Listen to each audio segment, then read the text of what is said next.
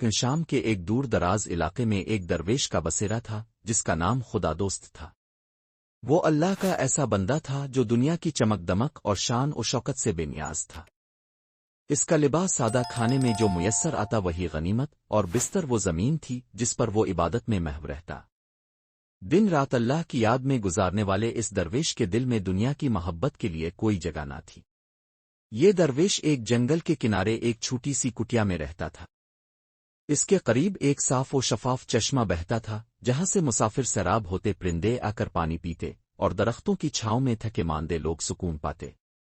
لیکن سب سے زیادہ جو چیز لوگوں کو یہاں کھینچ لاتی وہ تھا خدا دوست کا وجود۔ خدا دوست کی نیکی اور سچائی کا چرچا دور دور تک تھا۔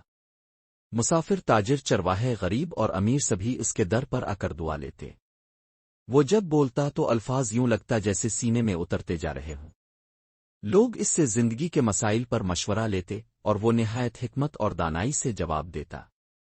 لیکن جس زمین پر نیکی ہوتی ہے وہاں آزمائش بھی آتی ہے۔ اس علاقے کا حاکم عبدالرشید ایک سنگدل اور ظالم شخص تھا۔ وہ لوگوں پر بیجا ٹیکس لگاتا، ذرا سی نافرمانی پر سخت سزائیں دیتا، اور اپنے محل میں عیش و عشرت میں مست رہتا۔ رعایا اس کے ظلم سے تنگ آ چکی تھی لیکن اسے کوئی پرواہ نہ تھی۔ یہی حاکم جب خدا دوست کے بارے میں سنتا تو حیران ہوتا کہ ایک درویش کی عزت اور مقبولیت اتنی زیادہ کیوں ہے۔ وہ سوچتا کہ اگر میں پورے علاقے کا مالک ہوں، طاقت رکھتا ہوں، خزانہ رکھتا ہوں، تو پھر یہ فقیر کیوں مجھ سے زیادہ عزت پاتا ہے۔ ایک دن عبدالرشید نے فیصلہ کیا کہ وہ خود خدا دوست سے ملے گا۔ وہ شاہی لباس پہنے اپنے فوجیوں کے ساتھ درویش کی کٹیا پر پہنچا۔ درویش اس وقت عبادت میں مصروف تھا اور دروازے پر بیٹھے کچھ لوگ اس کی باتیں سن رہے تھے۔ حاکم کو دیکھ کر لوگ ایک طرف ہو گئے لیکن درویش نے کوئی خاص توجہ نہ دی۔ وہ بدستور اپنے حال میں مگن رہا۔ کچھ دیر بعد جب اس کی نظر حاکم پر پڑی تو وہ بس اتنا بولا، اگر سچ کی تلاش میں آیا ہے تو بیٹھ جا، اور اگر دنیاوی غرور کے ساتھ آیا ہے تو واپس چلا جا، کیونکہ یہ جگہ اللہ کے بندوں کے لیے ہے، بادشاہوں کے لیے نہیں۔ یہ سن کر حاکم حیران رہ گیا۔ اس نے سوچا کہ یہ کیسا فقیر ہے جو بادشاہوں سے یوں بات کرتا ہے، مگر اس نے ضبط کیا اور کہا، درویش میں تیرا مخالف نہیں، میں تجھ سے صرف دعا لینے آیا ہوں۔ یہ خدا دوست نے نرمی سے کہا، اگر واقعی دعا چاہتے ہو تو ظلم سے توبہ کرو، ورنہ میں کسی ظالم کے لیے دعا نہیں کر سکتا۔ یہ سن کر حاکم غصے میں آ گیا اور وہاں سے چلا گیا۔ وقت گزرتا گیا مگر درویش کی بے نیازی برقرار رہی۔ حاکم کئی بار درویش کے پاس آیا مگر ہر بار درویش نے اسی طرح حق بات کہی۔ لوگوں میں درویش کی عزت اور بڑھتی گئی اور حاکم کی بے چینی بھی۔ وہ سوچنے لگا کہ آخر یہ فقیر مجھے عزت کیوں نہیں دیتا جیسے باقی سب دیتے ہیں۔ ایک دن حاکم نے درویش سے کہا، اے خدا دوست، میں تجھ سے نفرت نہیں کرتا مگر تو میرے ساتھ عام لوگوں جیسا سلوک بھی نہیں کرتا۔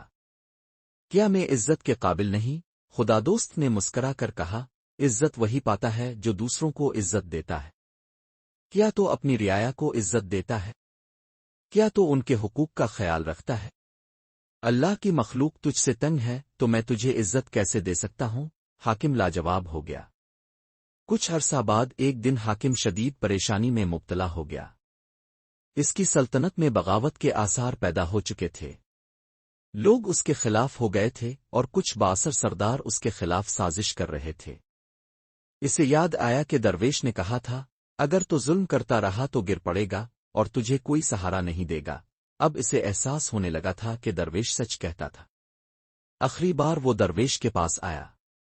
اس بار اس کا غرور ٹوٹ چکا تھا۔ وہ درویش کے قدموں میں بیٹھ گیا اور کہا، مجھے بتاؤ کہ میں کیا کروں؟ میرا انجام کیا ہوگا؟ خدا دوست نے اسے غور سے دیکھا اور کہا، اگر توبہ کرنی ہے تو دل سے کر، صرف خوف کی وجہ سے نہیں۔ اللہ کے بندوں پر رحم کر، کیونکہ جب رعایا خوش ہوتی ہے تو بادشاہ سلامت رہتے ہیں۔ حاکم کی آنکھوں میں آنسو آ گئے۔ وہ سمجھ گیا کہ اگر وہ اپنی سلطنت بچانا چاہتا ہے تو اسے عوام کی خدمت کرنی ہوگی، نہ کہ ظلم۔ اس دن کے بعد عبدالرشید میں تبدیلی آ گئی۔ اس نے اپنے مظالم ختم کر دیے، قیدیوں کو رہا کیا، غریبوں کے لیے کھانے کا بندوبست کیا اور اپنے دروازے عام لوگوں کے لیے کھول دیے۔ وقت کے ساتھ ساتھ وہ واقعی ایک رحم دل حکمران بن گیا۔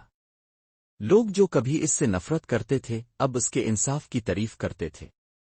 یہ سب درویش کی باتوں کی برکت تھی۔ یہ کہانی ہمیں سکھاتی ہے کہ سچائی اور نیکی کی طاقت سب سے زیادہ ہوتی ہے۔